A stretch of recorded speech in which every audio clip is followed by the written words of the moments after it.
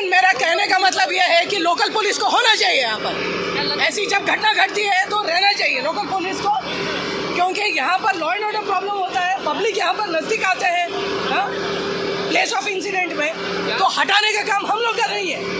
जो घटना घटी है उसको तो हम लोग कंट्रोल कर रहे हैं, बट उन लोगों को रहना चाहिए। पब्लिक अंदर घुसते रहेगा और उसमें अगर कोई हादसा हो जाएगा तो ये बहुत बड़ी लापरवाही होगी लोकल प्रशासन के स्तर से, क्योंकि this is a very technical work. तब भी हम लोग तो आईपीएस ऑफिसर हैं, तब भी हम लोग कर रहे हैं इसको। इस वक्त की सबसे बड़ी खबर बिहार की राजधानी पटना से आ रही है। विश्वेश्वरैया भवन में अचानक से भीषण आग लग गई। इससे मौके पर अफरा तफरी का माहौल हो गया। आनन फानन में बिल्डिंग में फंसे लोगों को रेस्क्यू किया गया। बिहार की राजधानी पटना में नया सचिवालय के ठीक पास स्थित विश्वेश्वरैया भवन में बुधवार की सुबह भीषण आग लग गई। इस बहुमंजिला भवन में बिहार सरकार के तमाम इंजीनियरिंग विभागों के कार्यालय संचालित होते हैं, जहां कई मंत्री और तमाम बड़े अफसर बैठते हैं। आग तीसरी मंजिल से शुरू हुई और बढ़ते बढ़ते 5वीं मंजिल तक इसका असर हो गया।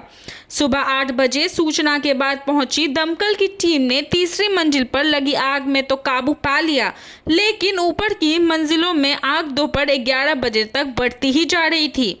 यहाँ फंसे 3 मजदूरों को निकाला गया है। बुधवार की सुबह आग लगने की सूचना मिलते ही दमकल के वाहन मौके पर पहुंचे। तमाम कोशिशों के बावजूद आग पर काबू पाने में अच्छा खासा वक्त लग गया। आग का असर तीसरी मंजिल से 5वीं मंजिल तक है। तीसरी मंजिल पर लगी आग सबसे पहले काबू पा ली गई, लेकिन ऊपर के हिस्से में आग बुझाने में मुश्किल आ रही है। आपको बता दें कि विश्वेश्वरैया भवन में फिलहाल मरम्मत का कार्य चल रहा है। आग पर काबू पाए जाने की बात कही जा रही है, हालांकि आग अभी पूरी तरह से बुझी नहीं है। आग से हुए नुकसान का पता चलने में वक्त लगने की संभावना है। दमकल की 15 गाड़ियां आग बुझाने में जुटी हैं। बीच बीच में पानी खत्म होने के कारण दमकलों को फिर से वाटर फिलिंग स्टेशन पर लौटना पड़ रहा है। भवन के अंदर से काफ़ी धुआं निकल रहा है। बताया जा रहा है कि 5वीं मंजिल पर कुछ मजदूर भी फंसे थे। उन्हें निकालने के लिए हाइड्रोलिक प्लेटफॉर्म की मदद ली गई थी। दमकल विभाग के मुताबिक उन्हें सुबह 8 बजे आग की सूचना मिली थी। पटना के डीएम डॉक्टर चंद्रशेखर सिंह और कई बड़े अफसर मौके पर पहुंचे थे। आइए सुनते हैं कि फायर ब्रिगेड की डीजी शोभा अहोटकर ने क्या कुछ कहा है। हमने कि कोई भी घटना घटती है तो स्थानीय पुलिस को यहाँ क्यों जरूरत है, क्योंकि अभी पीछे आप देख रहे होंगे कि बहुत सारा पब्लिक वहाँ पर जमा है। तो ये हरदम हो रहा है, क्योंकि दीदारगंज में भी लगा हुआ था, तो मुझे खुद को वहाँ पर पहुँच करके 2 घंटा तक मुझे पब्लिक को हटाना पड़ा।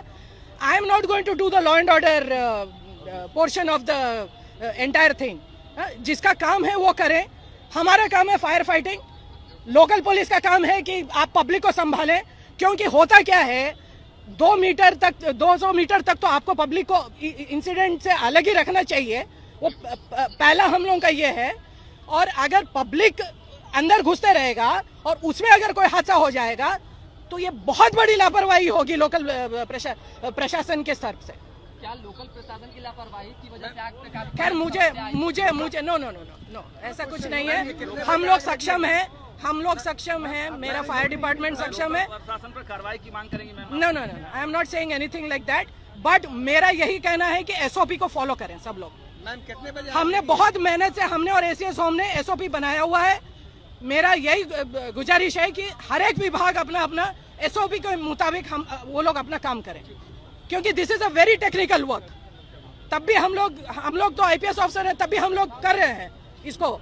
जो भी हम लोग सीखे हैं पिछले 1 साल में, हम लोग कोशिश कर रहे हैं। लेकिन मेरा कहने का मतलब इतना ही है कि भाई जिसको जो काम करना है वो लोग अपना अपना काम करें, बस। लापरवाही का हम लोग अपना काम कर रहे हैं, लेकिन मेरा कहने का मतलब यह है कि लोकल पुलिस को होना चाहिए यहाँ पर। ऐसी जब घटना घटती है तो रहना चाहिए लोकल पुलिस को, क्योंकि यहाँ पर लॉ एंड ऑर्डर प्रॉब्लम होता है। पब्लिक यहाँ पर नज़दीक आते हैं प्लेस ऑफ इंसिडेंट में, तो हटाने का काम हम लोग कर रही है। क्या लोकल पुलिस जो है उदासीनता देखी जा रही है?